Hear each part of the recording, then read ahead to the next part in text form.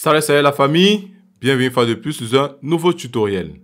Aujourd'hui, nous allons voir comment router toute notre librairie Kontakt dans FL Studio très facilement. Et avant de commencer, si tu es nouveau sur la chaîne, je t'invite à télécharger le pack de VST que j'ai mis à ta disposition gratuitement comme cadeau de bienvenue sur ma chaîne YouTube.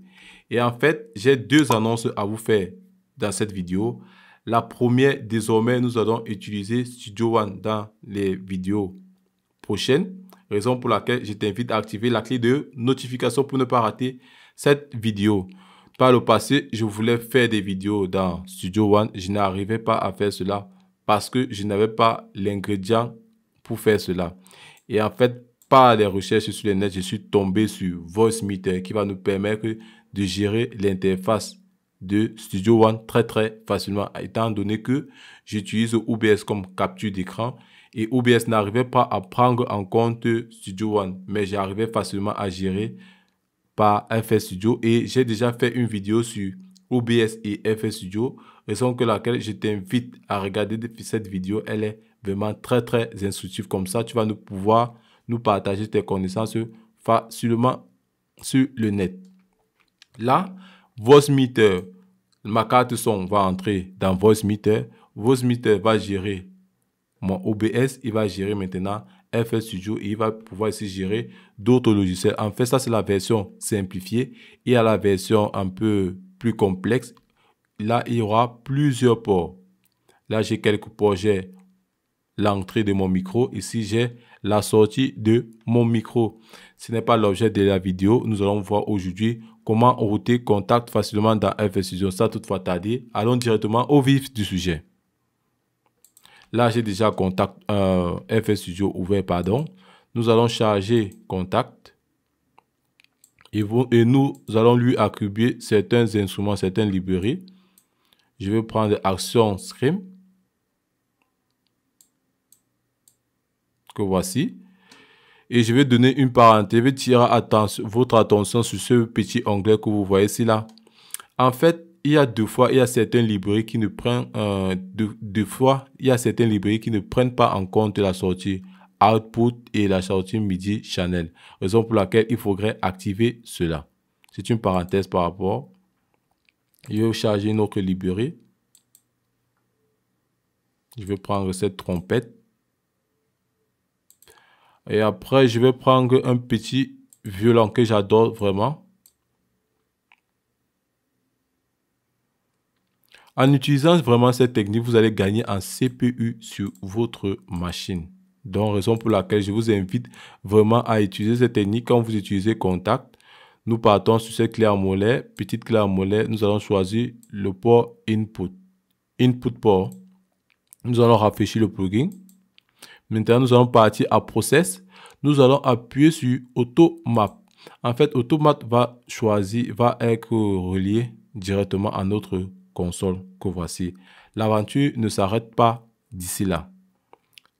Nous allons fermer ceci. Nous allons ouvrir le MIDI out que voici. Je vous le conseille d'utiliser en dessous de Kontakt au lieu du dessus. Parce que si vous le mettez au-dessus lors de son ouverture, il ne va pas prendre en compte Kontakt. Vous aurez des problèmes. Raison pour laquelle je vous invite à utiliser cela au-dessus. Désolé pour le micro. Nous allons ouvrir 3 MIDI out parce que nous avons chargé 3 instruments. Vous pouvez faire cela 4, 5, 8 instruments. Ça va dépendre de vous. Là, nous allons au premier port. Il part à channel 1. Le deuxième, nous allons mettre channel 2. Pardon. Le premier, le voici d'avoir 1. Le deuxième à 2. Le troisième à 3. Maintenant, Kontakt va nous servir de point de départ pour pouvoir bien router nos instruments. Nous allons le mettre à 1. Je vais le mettre à 1. Maintenant, là, il va prendre en compte le premier port ici, là, le deuxième ici et le troisième ici. Testons cela ensemble.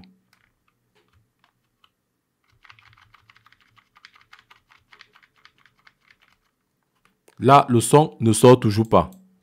Je sais la raison pour laquelle j'ai oublié une étape. Nous allons venir à Preset. Nous allons venir à Batch Function. Nous allons venir à Clean section and create one individual channel for which leading instrument. Désolé pour l'anglais. Dès que c'est fait, vous allez venir voir si c'est passé. Là, c'est bon.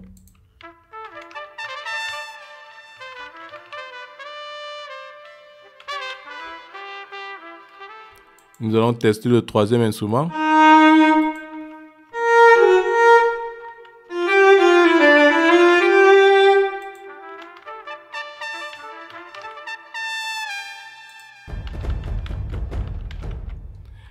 Là, je vous ai montré la façon la plus simplifiée à utiliser. Si vous voulez maintenant remettre cette petite console intégrée dans Contact à 0, vous venez sur ce port, vous le cliquez comme ceci, vous cochez cette case, il va le remettre à 0. Nous allons refaire ensemble. Maintenant, pour pousser un peu la technique, étant donné que vous avez vu quantité 1, sortie 2. Là maintenant, étant donné que nous avons déjà le premier instrument chargé, nous allons ajouter 2. Maintenant, il va ajouter 2 instruments. Nous allons appuyer sur OK. Il va prendre en compte les 2 autres instruments. Vous le voyez. Là, j'ai même justement encore fait l'erreur. J'ai chargé plutôt 3. Nous allons désactiver. Nous allons mettre à 0. Nous venons là. Nous mettons 2. Nous cliquons sur OK. Là, il va prendre en compte les 3 instruments. Maintenant, nous allons l'additionner facilement. Comme ceci. Vous le voyez, il a fait le routing parfaitement. Nous allons tester si ça a pris cela vraiment en compte. Parfait. Là, c'est vraiment parfait. Là.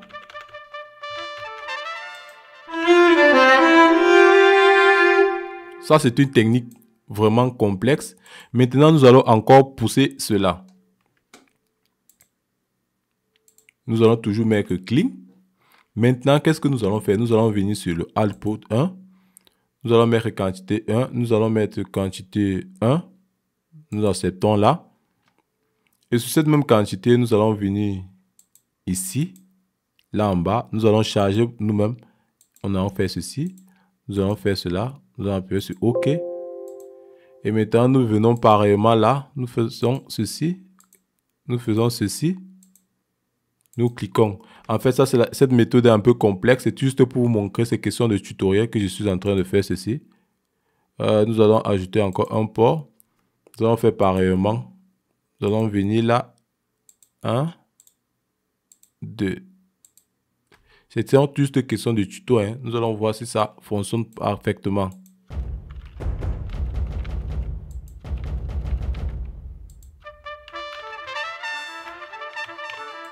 Vous voyez, là, cette technique est un peu compliquée, un peu complexe. Moi, j'ai du mal souvent à le faire. Raison pour laquelle je vous invite vraiment à passer par la première méthode qui est la plus facile à utiliser. Comme d'hab, la vidéo tient déjà à sa fin. Si tu as aimé la vidéo, tu t'abonnes, tu partages, tu commentes, tu likes et surtout, active la clé de notification pour ne pas rater mes prochaines vidéos. La dernière annonce que je voulais faire dans cette vidéo, c'est que quoi? Isotope a sorti une nouvelle version améliorée de Isotope V-Link. En fait, cette version est vraiment très gratuite. Je vais mettre le lien dans la description auquel vous pourrez télécharger tout cela. Mais à condition que vous aurez besoin d'un compte pour pouvoir télécharger ce VST et le mettre à votre disposition. Donc, il faudra avoir un compte chez eux pour entrer en possession de ce VST. J'espère que le tuto vous a aimé. Comme d'hab, si tu aimes, tu t'abonnes, tu partages, tu commentes, tu likes et surtout, tu actives la clé de notification pour ne pas rater mes prochaines vidéos. C'était ATR Studio, c'était un tuto authentique. Je vous dis à la prochaine pour une nouvelle vidéo. Sur cela, portez-vous bien. Ciao, kiss et désolé pour la longueur de la vidéo.